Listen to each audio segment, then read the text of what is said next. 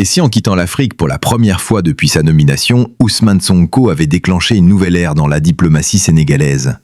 Le 27 juin 2025, à Pékin, il a rencontré Li Qiang et Xi Jinping, les deux visages les plus puissants de la Chine. Derrière les sourires officiels, une réalité plus profonde se dessine. Le Sénégal ne veut plus tendre la main pour demander. Il veut négocier, proposer, s'imposer. Mais la Chine, elle, est-elle prête à construire un partenariat d'égal à égal? Ou sommes-nous simplement en train d'échanger une dépendance contre une autre? Ce qui s'est joué à Pékin ce vendredi 27 juin 2025 dépasse le cadre d'un simple voyage officiel. C'est un moment charnière, un virage assumé. Ousmane Sonko, Premier ministre du Sénégal, a posé le pied sur le sol chinois pour la première fois depuis sa nomination. Une visite attendue, scrutée, commentée. En rencontrant le Premier ministre chinois Li Qiang et le président Xi Jinping, il ne s'est pas contenté de représenter le Sénégal. Il a porté une ambition. Celle d'un État africain qui refuse l'humiliation économique, qui revendique une diplomatie de dignité et qui s'inscrit dans une logique de rééquilibrage mondial. Depuis l'élection du président Bassirou Diomaye Faye, la vision Sénégal 2050 structure toutes les décisions politiques.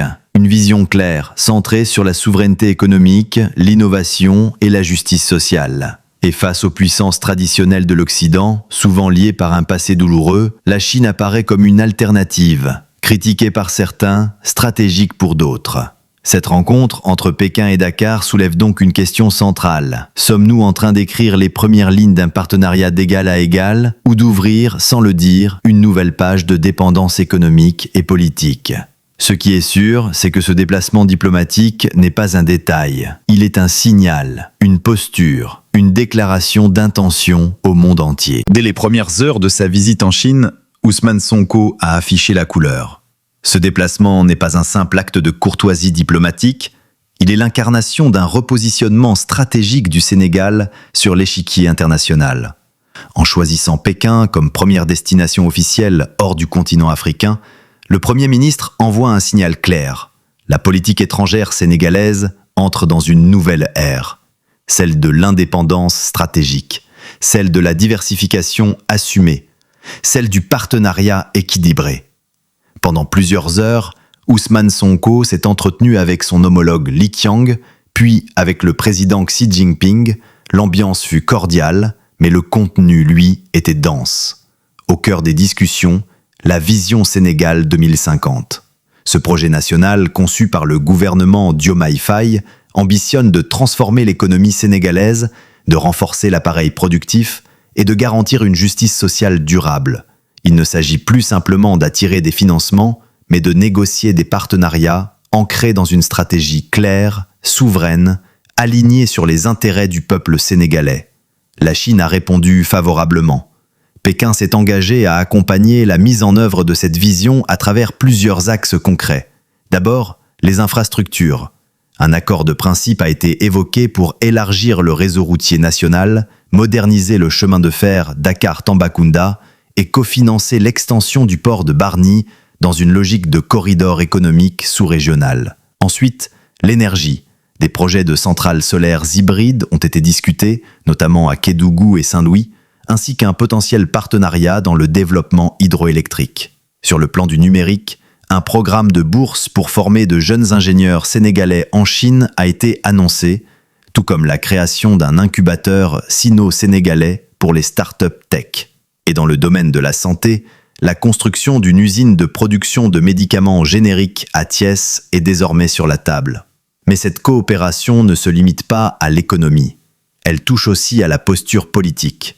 Ousmane Sonko a tenu à rappeler dans son discours de clôture que le Sénégal ne cherche ni à remplacer une dépendance par une autre, ni à rompre avec les autres partenaires internationaux.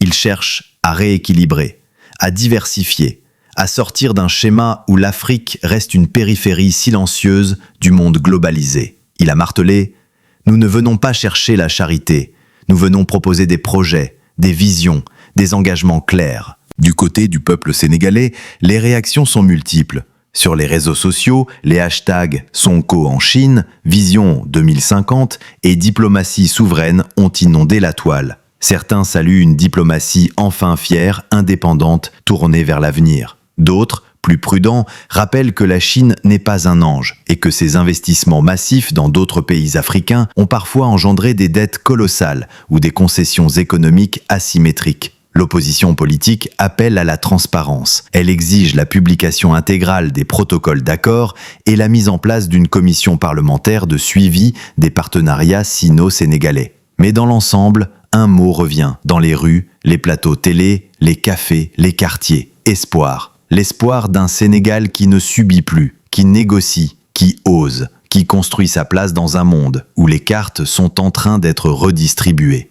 La Chine, pour le gouvernement sénégalais, n'est pas une échappatoire. Elle est une option, une opportunité, une alternative stratégique. Mais c'est au Sénégal, et au Sénégal seul, de fixer les règles du jeu. Et cette visite, aussi courte soit-elle, marque peut-être le début d'une nouvelle manière de faire de la politique étrangère. Une politique lucide, ambitieuse et souveraine. Il y a eu un moment de silence, une pause, une respiration politique dans le tumulte diplomatique.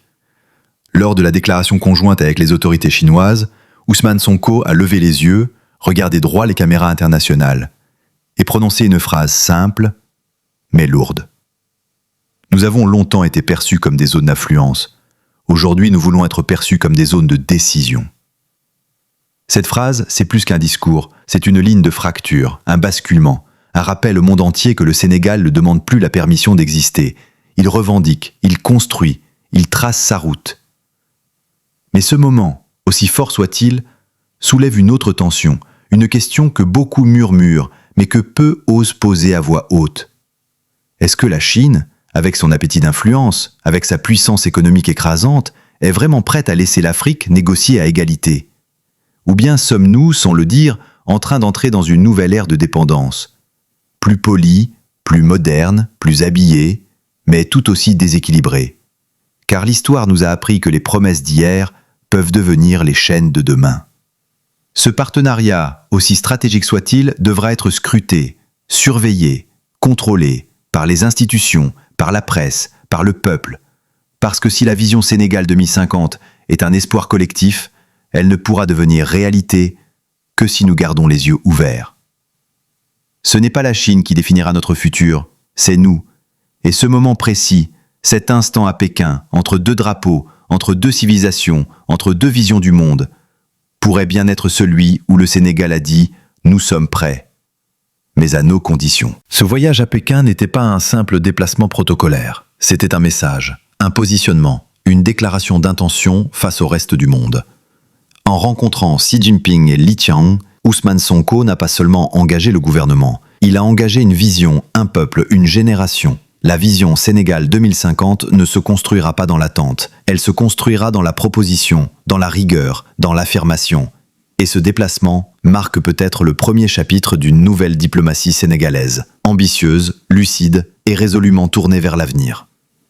Il reste des zones d'ombre, il y aura des obstacles, mais il y a aussi cette flamme, cette volonté nationale de reprendre en main notre destin. Ce moment est peut-être celui où, pour la première fois depuis longtemps, le Sénégal regarde le monde non plus de bas en haut, mais d'égal à égal. Si vous croyez vous aussi qu'une nouvelle diplomatie est possible, si vous pensez que le Sénégal mérite de négocier d'égal à égal avec les grandes puissances, alors abonnez-vous, partagez cette vidéo, faites entendre votre voix, parce que le renouveau ne viendra pas d'en haut, il viendra de nous, du peuple. Et ce que nous construisons aujourd'hui, c'est l'indépendance de demain.